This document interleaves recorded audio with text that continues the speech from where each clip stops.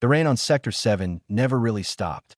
It just changed weight. Sometimes it fell heavy, hammering the steel roof of the Vrithian detention facility like something angry wanted in. Other times it thinned to a mist that crept under the doors and settled into the bones of anyone standing too long near a window. The guards hated it. The prisoners had stopped noticing it weeks ago. But one man, the one in cell 9, would sit on his bunk each morning and listen to it like it was music he recognized from somewhere far away. His name on the intake form was listed as Aldrich. No second name, no rank, no affiliation.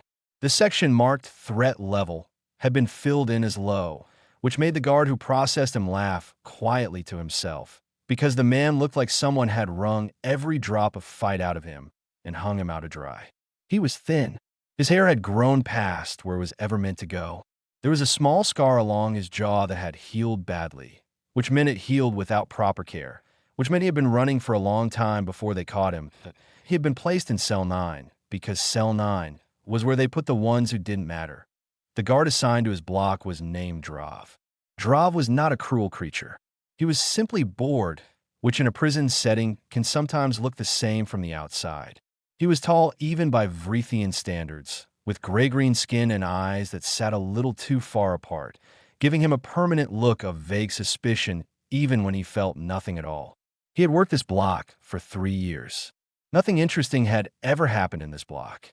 He had made peace with that on the 4th morning after Aldrich arrived, Drav did his usual round. He checked the doors, noted the cell numbers in his log, glanced through the small reinforced window of each cell. Most prisoners were asleep or staring at walls. When he reached Cell 9, he stopped. The human was sitting upright on his bunk with his hands folded in his lap, looking directly at the door as if he had been expecting Drav at exactly this moment. It was an unsettling thing to see at 6 in the morning. Drav stared back for a moment longer than he meant to. The human spoke first. "Do you play chess?" Drav blinked. His translator processed the words without trouble. It was a simple enough question, but it still took him a moment to understand that this man, sitting in a concrete cell at the edge of nowhere, had just asked him if he played a board game.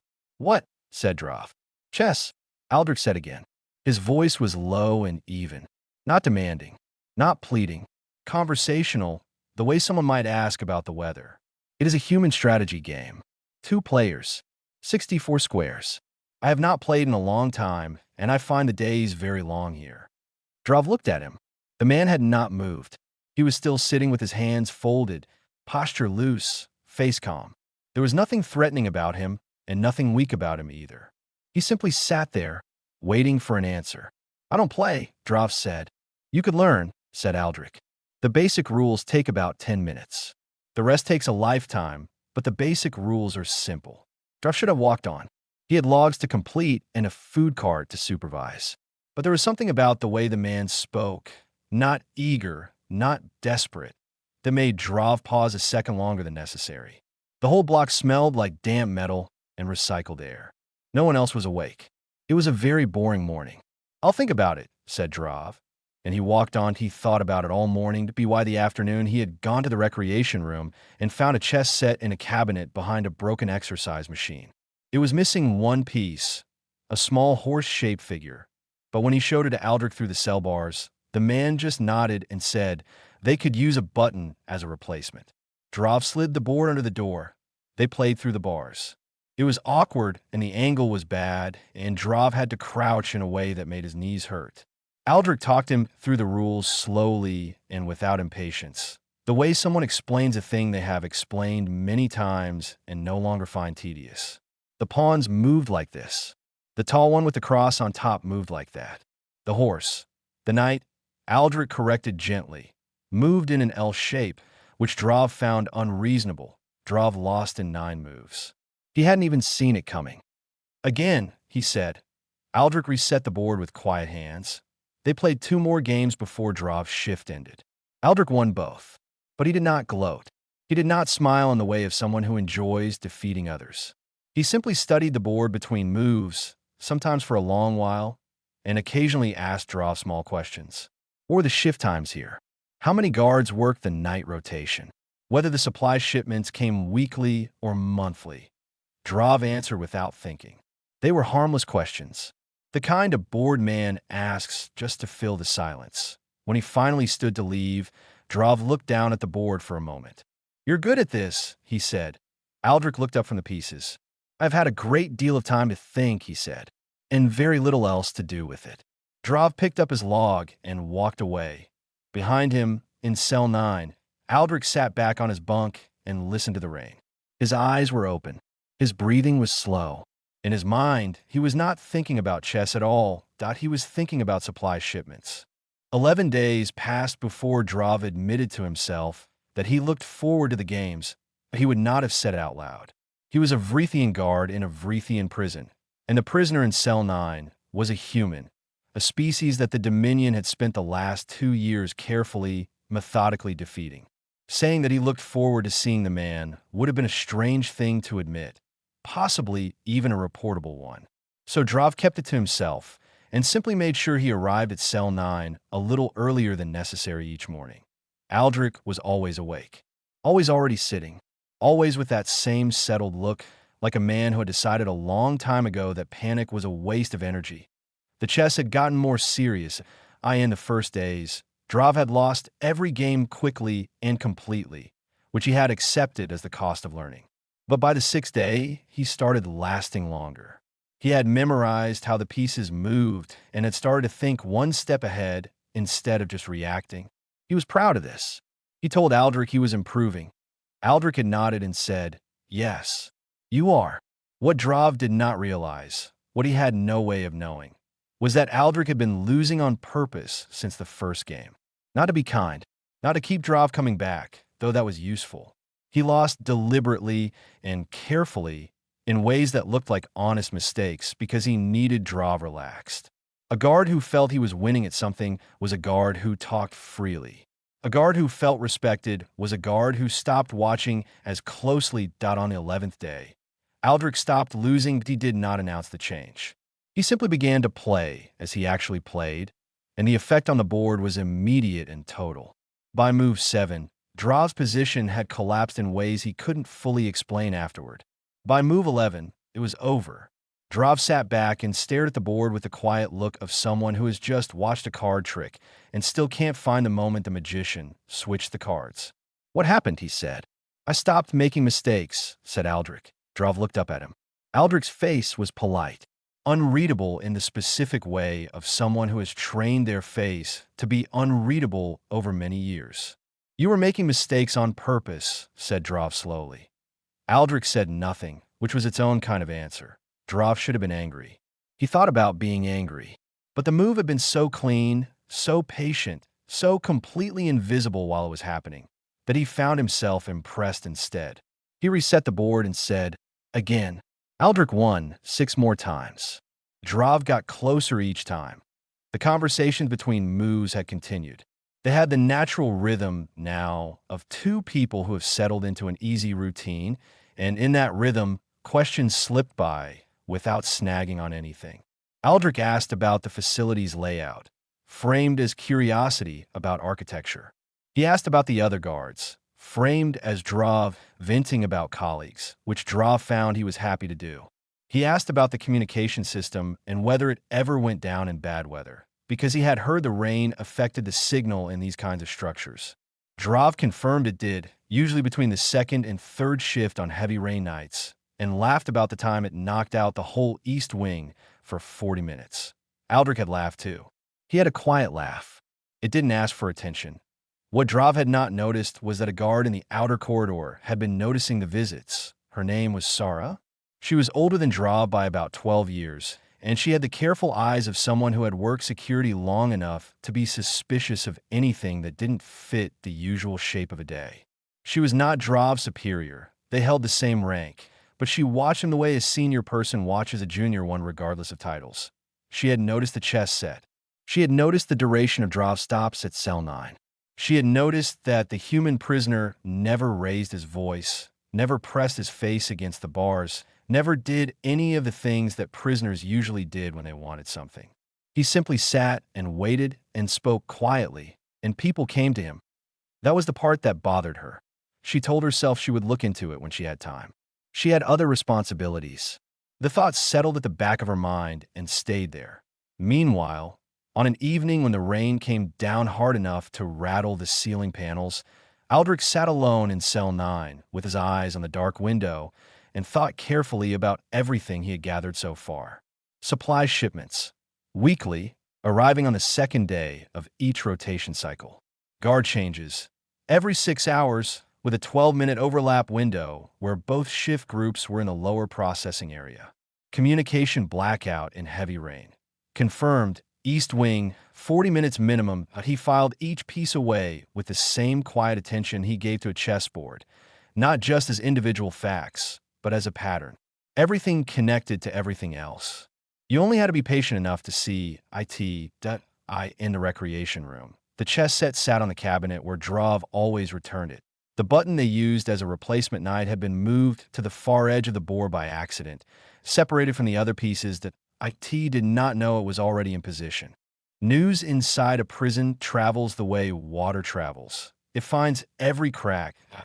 In 01 announced that the human in cell 9 played chess with the guards. No one sent a message or posted a notice. It moved the old way, through whispered words past cell to cell during the brief window each morning when the corridor doors were propped open for ventilation. One prisoner told another. That one told two more. By the third week of Aldrich's stay, a small group of inmates from the adjacent cells had started positioning themselves near the bars during the games, not saying anything, just watching. They were a mixed group. A Vrithian smuggler named Bet who was in for a third offense and had the weathered look of someone who expected nothing good from anyone. A young Cellari mechanic called Fawn who had been arrested for helping a resistance cell repair a ship and hadn't stopped being nervous since the day he arrived. And an old creature named OSS, species difficult to name at a glance, body wrapped in layers of dry pale skin, eyes deep set and dark, who had been in this facility longer than most of the guards had worked there. OSS never spoke during the games. He stood at the edge of his cell's view, gripping the bars lightly, and watched the board through the small angle he could manage. When Aldrich made a move, OSS's eyes would track it slowly. When Drav made a move, OSS would be still. Bet, by contrast, had opinions. She expressed them in a low hiss that Drav pretended not to hear. "Don't take the open line," she muttered once, during a game that had stretched into its second hour. "You're giving him the center." Drav heard. He took the open line anyway. He lost in 3 more moves. Aldrich looked toward Bet's cell briefly. She stared back at him with flat eyes, ready to be unfriendly. He nodded at her once, the way you nod at someone who is right about something. She looked away and said nothing, but the next morning she was back at the bars. The games had become something other than games. They were the most interesting thing happening in a place where almost nothing happened. And for people living in a place like that, interesting things become important very quickly. Fawn eventually asked if he could play a game sometime. Drav looked uncertain. Aldrich said, calmly, that he would enjoy that. Nothing was formally arranged, but the request had been made, and in a prison that is enough for something to eventually happen. It was OSS who changed things point one afternoon, after a long game that Aldrich had let run deliberately close before winning. OSS spoke for the first time.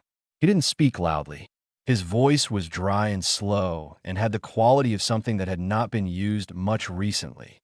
"You were in the Tessian campaign," OSS said. It was not a question. Aldrich looked at him without expression. "I don't know what you mean." "Yes, you do," said OSS simply, and he went back to his cell and sat down. Drav had been collecting the chess pieces. He looked between the old creatures retreating back and Aldrich's face. Aldrich was looking at the board.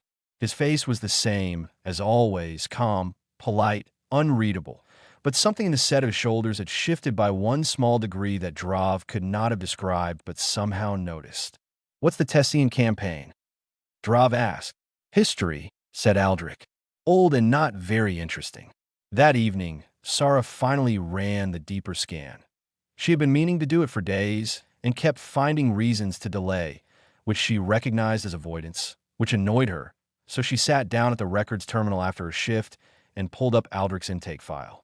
It was thin, suspiciously thin for an adult human who had presumably existed somewhere in the galaxy for several decades before arriving here. Place of birth, unlisted. Prior affiliations, none recorded. Reason for detention, vagrancy and failure to produce documentation. She flagged the file for a deeper archive search. The system ran for several minutes, which was long. Then it returned a result. Most of it was corrupted blocks of gray text that had been either damaged or deliberately wiped.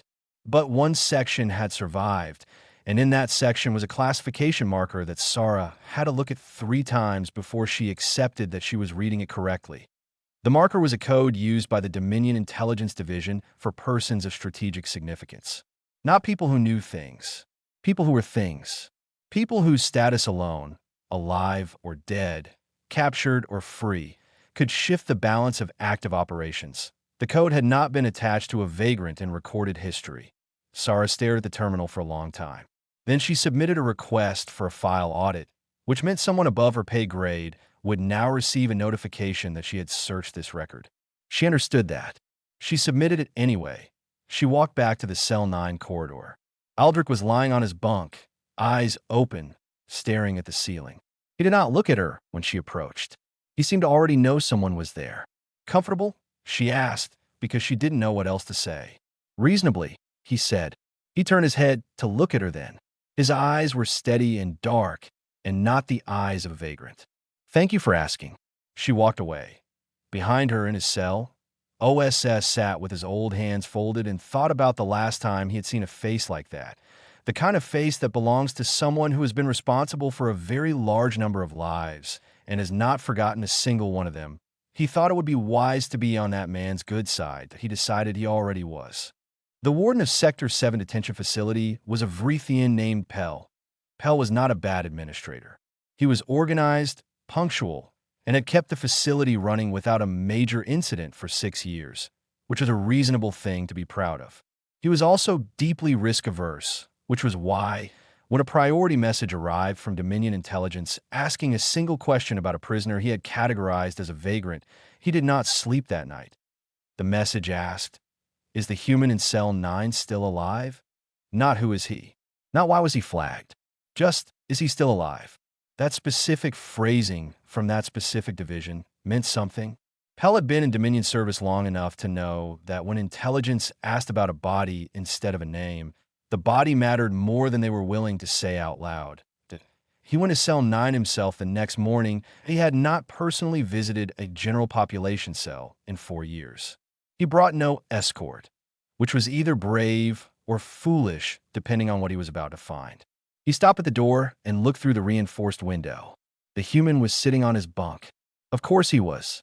He seemed to be always sitting on his bunk, at rest in the specific way of something that is never actually resting. Pell opened the outer lock and stood in the doorway. Aldrich looked at him the way he looked at everyone, with patience, with attention, with absolutely no sign of being impressed by the arrival of authority. He nodded once, the way you might nod at a neighbor who has come to return a borrowed tool. "You are the warden," said Aldrich. "I am," said Pell. He had planned to open with something more controlled than that, but the man's calmness was disorienting. "I need to know who you are. My intake form has my name." "Your intake form," said Pell carefully, "appears to be missing a significant amount of information." Aldrich was quiet for a moment. He looked at the chessboard on the floor, where a half-finished game sat waiting for Drov's next visit. He looked at it the way you look at something you are deciding to leave behind. Then he said his full name. Pell heard it. His translator processed it. 3 seconds passed in the corridor outside. Drov had arrived for his shift and was close enough to hear. He heard the full name and title come out of the mouth of the thin, quiet man in Cell 9. The man he had played chess with for 3 weeks. The man who asked about shift schedules with the casual curiosity of someone making conversation. And something went very cold in his chest. He stood absolutely still. He did not know what to do with his hands.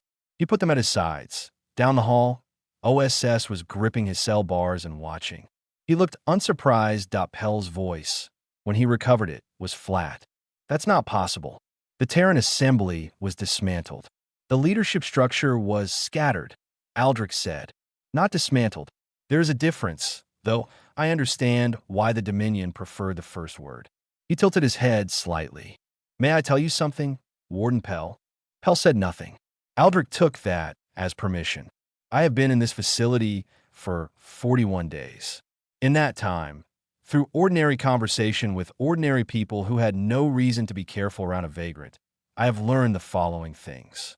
He spoke without hurry, the way someone reads from a list they have memorized. Your supply shipments arrive on the second day of each rotation cycle and are signed off by one guard, not two, because your second signatory transferred 3 months ago and has not been replaced. Your communication system fails for approximately 40 minutes during heavy rainfall on the East Wing, which happens on average twice per week. Your night rotation has 11 guards, but 2 of them share a shift overlap that leaves the lower corridor unmanned for 12 minutes. And there are 4 members of your maintenance staff who are not, in fact, employed by the Dominion. The room was quiet enough to hear the rain on the roof. I didn't need to escape, said Aldrich. I needed to confirm that I still could. Pell's voice came out smaller than he intended. Then why haven't you? Aldrich looked at him with those dark, level eyes. Because I wasn't finished. It was at that moment that Sarah stepped forward.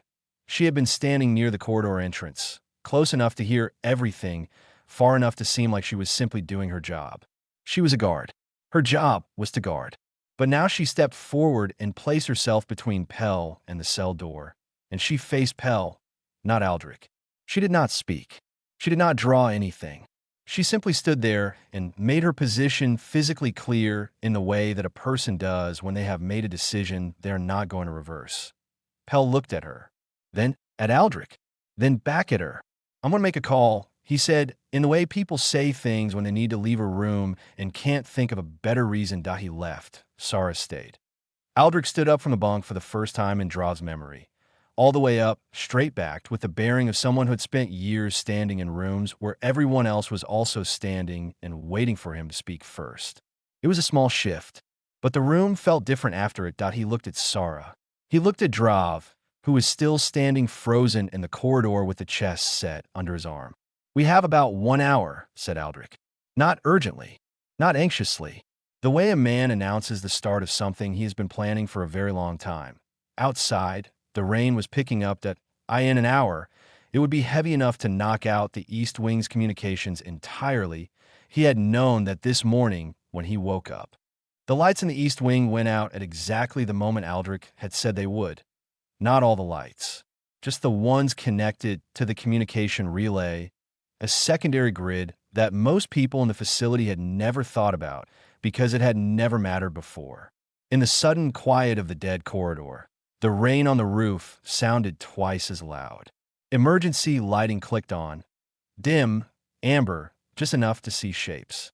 Somewhere in the lower block, a door alarm began to sound, and then stopped, as if it had thought better of it. 3 things happened in the following 60 seconds in the maintenance corridor behind the East Wing.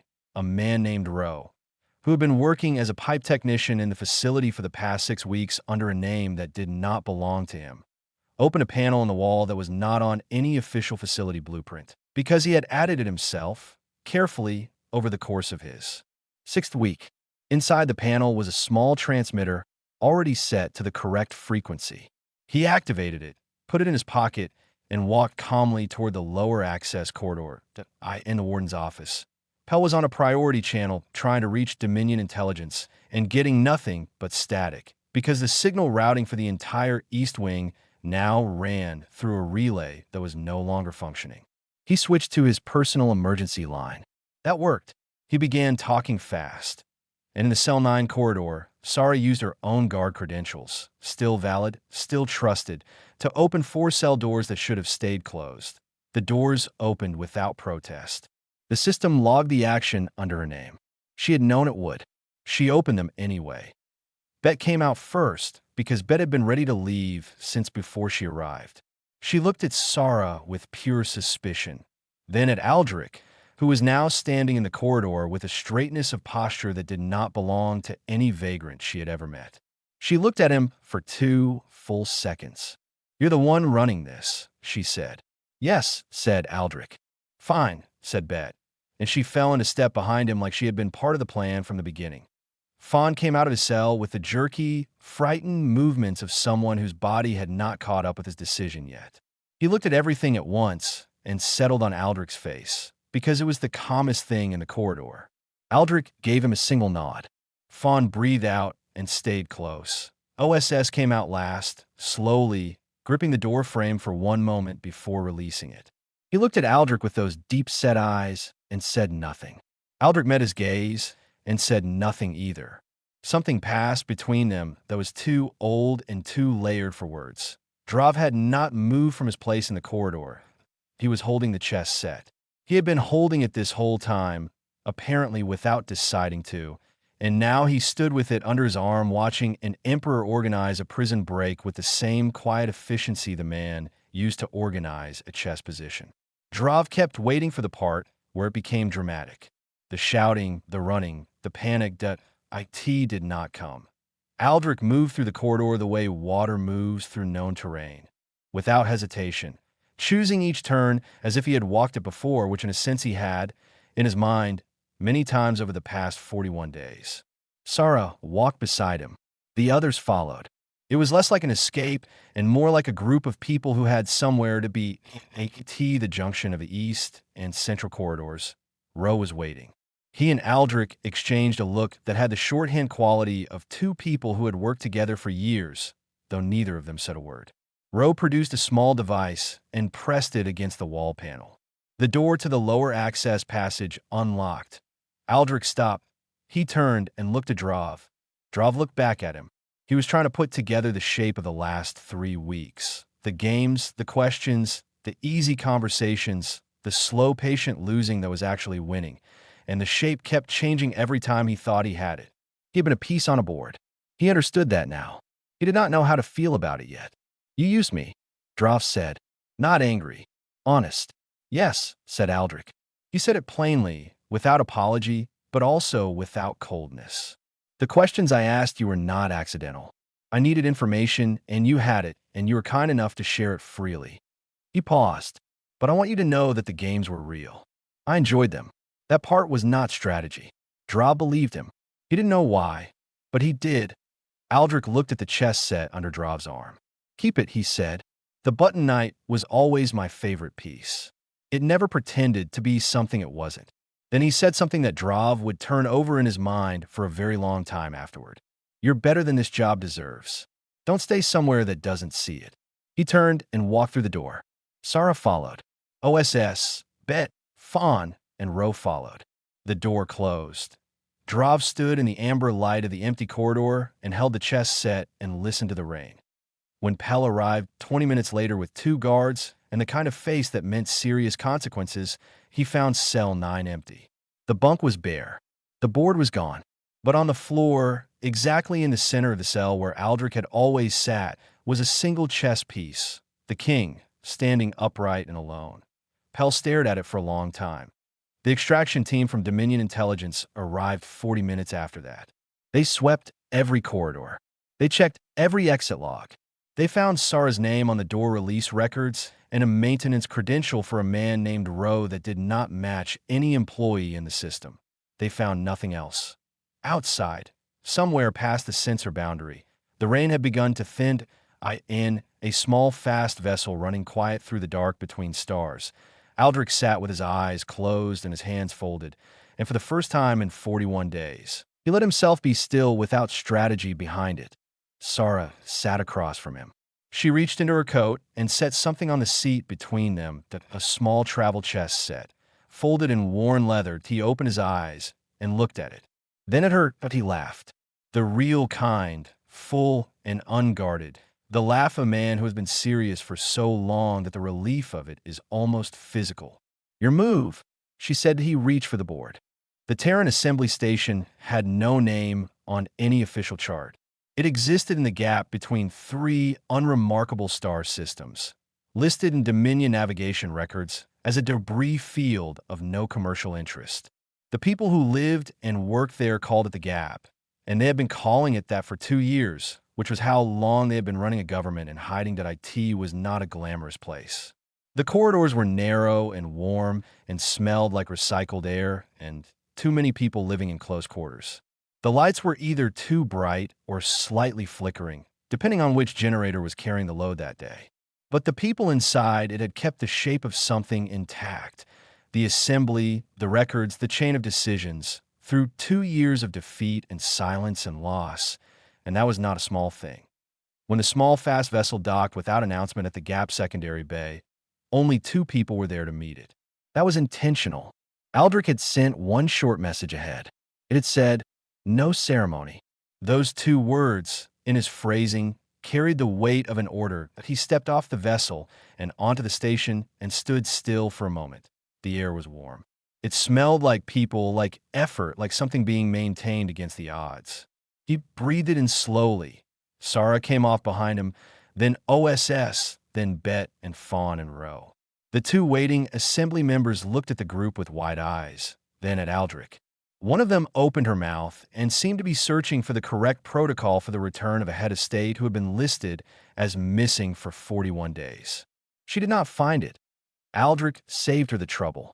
"Take me to the chamber," he said. "I want to hear everything." The assembly chamber was a repurposed cargo room with seating arranged in a rough half-circle. 12 representatives were there within the hour, some in person, some on flickering screens from stations or ships too far to reach quickly. They were people who had been holding things together by will and habit and the refusal to accept that it was over. Several of them had the specific exhaustion of people who had been making hard decisions without enough information for too long. They looked at Aldrich the way people look at something they had stopped believing in and then found again, carefully, as if it might not be real, as if checking would somehow break it. Duddy sat down at the center seat. Not the elevated one, just the center. "Tell me where we are," he said. "From the beginning. Leave nothing out." So they told him. All of it. The losses and the retreats and the supply shortages and the 2 compromised operatives they'd had to cut off and the 3 systems they'd had to abandon. They told him about the Dominion's new patrol routes and the alliance talks that had stalled and the assembly members who had not made it and would not be coming back. They told him the things they had held back from each other to keep morale from collapsing and the things they had already accepted that they told no one. He listened. He did not interrupt. He did not wince or look away. He took it all in with the same complete, absorbing attention he gave to a chessboard, tracking each piece, each position, the spaces between things as much as the things themselves. When they finished, the room was quiet. Then he began to speak. He told them what 41 days in a Vrithian prison had given him. Not suffering, intelligence. He named the supply route vulnerabilities he had confirmed through Drav's casual answers. He described the communication gap in the east sectors, which matched a pattern that 2 of the representatives recognized as systemic across Dominion facilities, not just Sector 7. He gave them the names of 3 Dominion officers who Sarah confirmed were quietly unhappy with their postings. Officers who could be approached, who might listen, but he told them that the Dominion had spent 2 years believing the assembly was broken. That belief was their longest vulnerability. People who think they've won stop watching the board. He did not say it with anger. He said it as fact, which was more useful. When he finished, one of the representatives, an older man named Wes who had been running logistics since before the war, leaned forward and asked the question everyone else had been holding. "You let them catch you, didn't you?" It was not quite a question. "I needed to be somewhere they were relaxed," said Aldrich. "People are honest when they feel they've already won." Wes looked at him for a long moment. Then he sat back and said nothing more, which was its own form of agreement. Sarah was formally presented to the assembly that evening. She answered their questions about her Vrithian service without flinching, including the parts that were not easy to say.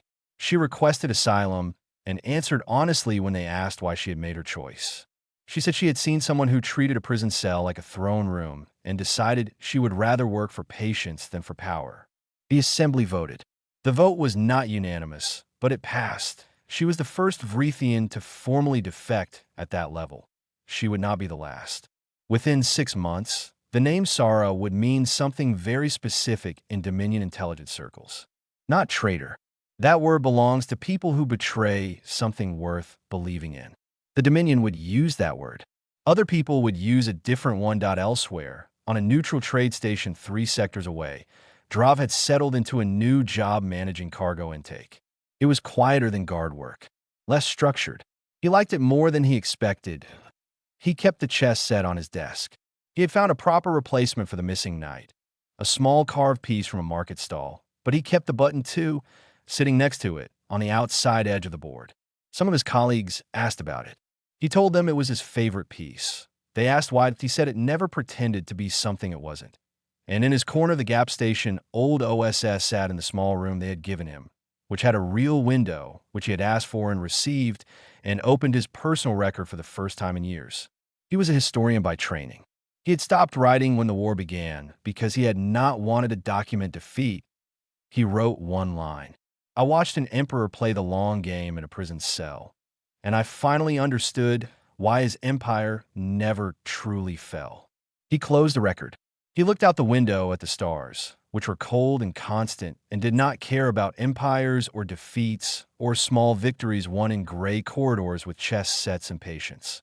Then he opened the record again and began, for the first time in 2 years, to write properly. From the beginning. All of it. Someone he decided should. Back in the assembly chamber, after everyone else had gone, Aldrich sat alone at the center seat. Not because he needed to. Not because there was more to do that night. He sat because it had been a very long time since he had been somewhere that was, however modestly, home, but he looked at the empty chairs around him. The ones filled and the ones waiting. He thought about the chess set on Drov's desk. He thought about the button that had stood in for a missing piece and somehow become the one worth keeping. He thought about 41 days of rain on a steel roof and games played through bars and questions that looked like small talk and the long, invisible patience of placing each piece exactly where it needed to be. He thought about how a board looks before the game begins. All order, all potential, nothing yet decided. He folded his hands. He began a plan.